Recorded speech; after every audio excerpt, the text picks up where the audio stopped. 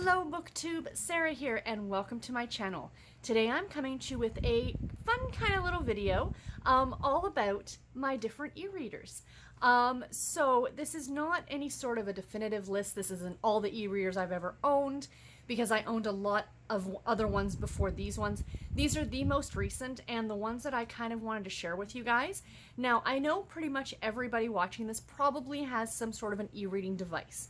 So this is nothing groundbreaking, this is nothing new, but I just thought I would talk about these different e-readers, mainly because I wanted to talk about the one that has become hands down my new favorite. And I have owned an e-reader. I've always had an e-reader, going through different ones and things like that for the last 9 years, because I got my first e-reader back in 2010. The week of July 24th, it was after the 24th of July. The reason I know the date is because my husband and I were on our honeymoon, and we had some money that we got from our wedding, and true book geeks that we are, we ended up buying each other as wedding gifts after the fact, the Kobo e-reader, the first generation. So I've had an e-reader in my possession for that long, going through different, different kinds, different ones. And, over the years, I've kind of figured out what I like and what I don't like in an e-reader. And that's why when I received this brand new one that I just got a week ago today, like a week ago as this video is being shot, I think it was, yeah, it would have been about a week ago from when you guys are seeing this video. I knew right away that I had to do a video to talk about this one, and I thought, well, I didn't just want to sit down and just gush about a single e-reader. So I thought I'd give you guys the pros and cons of some of the other ones that I have in my possession currently, because there is one in here that I really don't like. And then there are other ones that I do enjoy.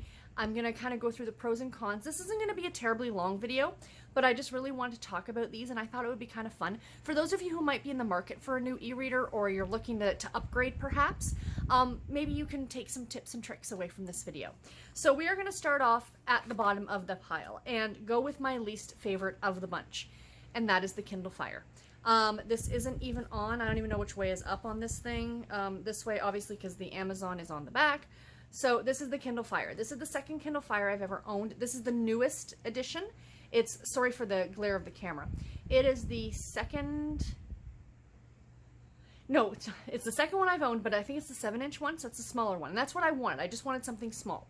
So I bought one of these about 3 or 4 years ago and was super excited because I really wanted a tablet. And I thought, well, the Kindle Fire was extremely affordable. And, it could pretty much do what I wanted. I wanted to read on it. I wanted to be able to check email and Instagram and all those things with it, right? And I got it, and within 6 months, it crapped out on me. It stopped holding a charge. It just wouldn't work. No matter what I did, I contacted customer support, but of course, because I didn't buy the extended warranty, they couldn't really do anything to help me. Now, it was only a year old, so again, this is not this one that I'm talking about, it's the old one. And I just pretty much got frustrated with it. I think I did have it replaced, and the new one worked about the same amount of time. I think it might have even been the first generation of Kindle Fire or the second generation. I'm not 100% certain. But I ended up, I think, giving it to my niece, and she got it to work for like another year or so. But I figured for the money that I paid for it, whatever.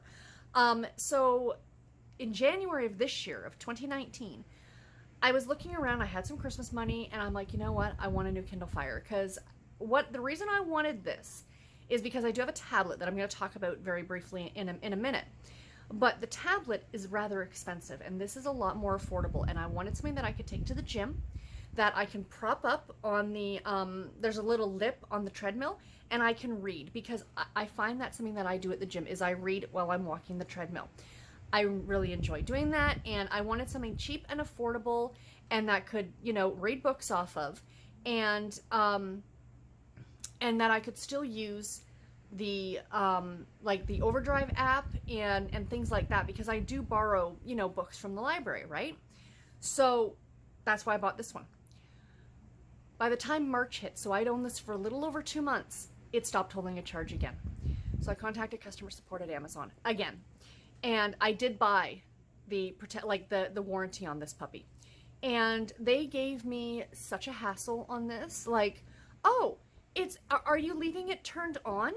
Well, okay, so it's on, but it's in my purse. Like when I leave for work at 7:30 in the morning, it was at 100% charge. By the time I took my lunch at 1 o'clock in the afternoon, it was at 5%.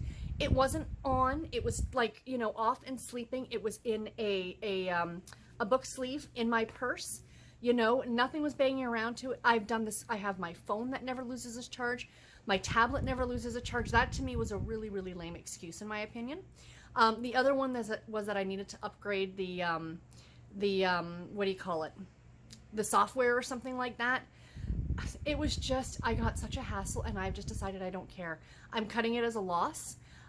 So I do not recommend the Kindle Fire. Now, I've heard from a lot of people, and I know a lot of people are probably going to comment on this video and go, oh my God, I've had mine for like 5 years and it's the best thing ever. I have gotten 2 lemons in a row and I'm done. Third time is not a charm for me with the Kindle Fire. I will not be buying another one because I've come to realize with my new one that I've got, my new e-reader, that this is not what I want. This is not what makes me happy in an e-reader. So we are putting it to the wayside. I might go ahead and do the whole warranty thing and get the new one and maybe give it to my niece again, or something like that, just to have something done with it. So yeah. Anyway, then next we have my tablet, which I've had for about 5 years.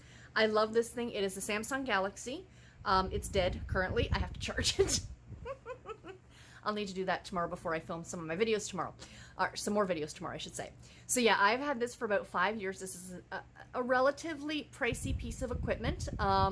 You guys know, for those of you who have Samsung tablets or if you have iPads or things like that, you know these are not cheap. They are also, this tends to be a bit heavier. But what I do love about it, so those are the cons, is that, and I mean, expensive is not necessarily a con, but the way I look at it as being a con is that to me, it's not something I can just throw in my purse and take to the office and take to the gym. Because I do use this for a lot of things, not just reading. I use this for also my knitting. I have all my knitting patterns on here. So when I'm sitting at night and I'm knitting, I've got my patterns on here. So I do not want anything to happen to this. To me, it's the equivalent of carrying around a laptop, in my opinion. So I don't like the idea of just using it as a willy-nilly, you know, e-reader, which is why I had bought the Kindle Fire, was to, you know, have a cheaper version of this to just be able to read on. But like I said, it's a piece of junk, in my opinion. So this I absolutely love, and this is what I was using for quite some time. But again, I do not like carrying it around on me. It makes me paranoid that A, somebody might take it, or B, I'm going to, because I am a known klutz, I am going to drop something and this is going to break. And I do not want this to happen. Now, granted, I've had it 5 years. So if something were to happen to it now, it is more than served its purpose.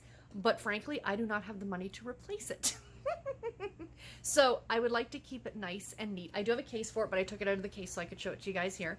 And I do like doing that too, because it makes it easier for me to hold up, like when I'm showing you guys pictures and stuff like that. And that's what I use this for as well.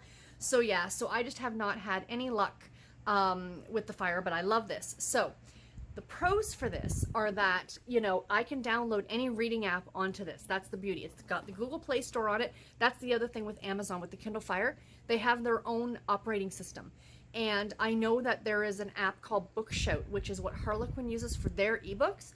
You cannot put that on the Kindle Fire. You have to go through like a secondary thing, and you have to download it, and you have to, it's this whole kit and caboodle, which drives me bonkers. You know, sometimes the monopoly that Amazon has is an okay thing, but most of the time, not so much. So again, with the Google Play Store, I can download the Kindle app, I can download the Kobo app, I can download Overdrive or Libby. I prefer using Libby personally. And I can have the Bookshout app on here, and I can have all my knitting patterns on here. So really, like I said, this is like having a laptop computer or a computer in your purse or your bag. So yeah, so I do love it for that. The other one that's equivalent to this is, of course, my phone that I'm currently filming on. All those things that I just talked about that I have on here, I also have on my phone as backup. So if I'm out somewhere, I do have it. I just don't prefer reading on my phone because it's such a smaller screen. Now, granted, yes, I do know with e-readers you can make the print bigger and, you know, things like that, but I don't want to be flipping the pages every few seconds, you know? My husband reads on his phone exclusively the smallest text you possibly could with the black background. I'm like, oh, my eyes would be crying. Try to read that. There's no way I could do it. But yeah, so this one, I absolutely recommend it. I think this is a great, you know, I'm sure all of us probably have either a Samsung tablet or an iPad of some kind, and you guys know how fantastic these are. And they really are all-purpose. They're not just e-readers. So now we're just going to get into just what are the e-readers. Well, about 2 years ago, I bought just the Kindle. This is the 8th generation, and I love it. I thought this thing was absolutely fantastic. My issues with it were that you could not read any books from the library on here. You could not read the Harlequin books. Like now they've got the Bookshout app, but back then I could download and put stuff on here, which was okay. But now you can't. Like essentially you can't get apps on this, which is a pro and a con in my opinion. It's a con if like you wanted to have the Libby app or the Overdrive app on here and you can't. But the pro for that is you can't have Instagram on here. You can't have your email on here. You can exclusively and only use this for reading, which is exactly what I wanted. This is light as a feather. That's the one thing I loved about it. I love this so much that I talked my mom into buying one, and she absolutely loves hers. She carries it with her everywhere, and she's always got a book on the go. And I think it's great. The only thing that this one did not have, that did not make it perfect in my opinion, because this is very, very affordable. It's small and light. I can slip it into my purse. I can take it to the gym. I can take it to the office. I can be standing in line at the grocery store and pull it out and just be sitting there and be able to read on it. You know, I mean, this is exactly what I wanted in an e-reader. This is everything I want in an e-reader except for one thing. It has no light on it. It's got no backlight whatsoever, and I was so disappointed. So this one kind of started getting put to the side because I found even in not dark lighting, like not even if it was dark, I don't read in the absolute dark. If I'm reading in bed at night, I have my side table lamp on, but even that, because it's only that one light, I found myself as reading, I would like be tilting this to closer to the light so I could see. Do you know what I mean? And that was really, really frustrating. And I got really upset, and I did kind of just put it away and be like, you know what? I'm going to go back to using my tablet because it's backlit. And then a week and a bit ago, and I will leave this linked in the description box below, the lovely Jessica over at Peace Love Books. I blame Jessica for the entire rest of this video. She enabled me to the extreme.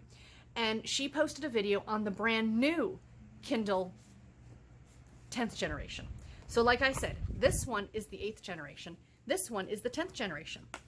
Virtually no difference, right guys? I know the difference because I'm looking at the back, because the old one says Amazon. The new one has just the smile. So that's how you can tell the difference between the two. They are virtually identical. They are the same weight. They are the same everything. Jessica's video, like I said, I'll leave it linked below. She does a great compare and contrast with the two devices. And when I saw this, Sarah became unbelievably happy, and I had to have one. And I said to my husband, I want to get one. And he told me to go for it, and I did. And the reason is because this one is lit. Can you guys see that? I turned the light on for this. Let me go back down here. Okay, we're good. Boop-a-doop boop. Bear with just a second, guys. I just want to show you this. I think this one still has juice. Yes, it does. So there's the difference, you guys. There's the light, there's no light. And that's only at half light. You can turn it up or down as your preference. So you can turn this all the way up, that's as bright as it'll go, or all the way to the bottom, which is essentially what I had here.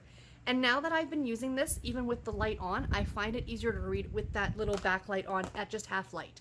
You know, like if it was, you know, the middle of the night or something like that, I think that's at 12.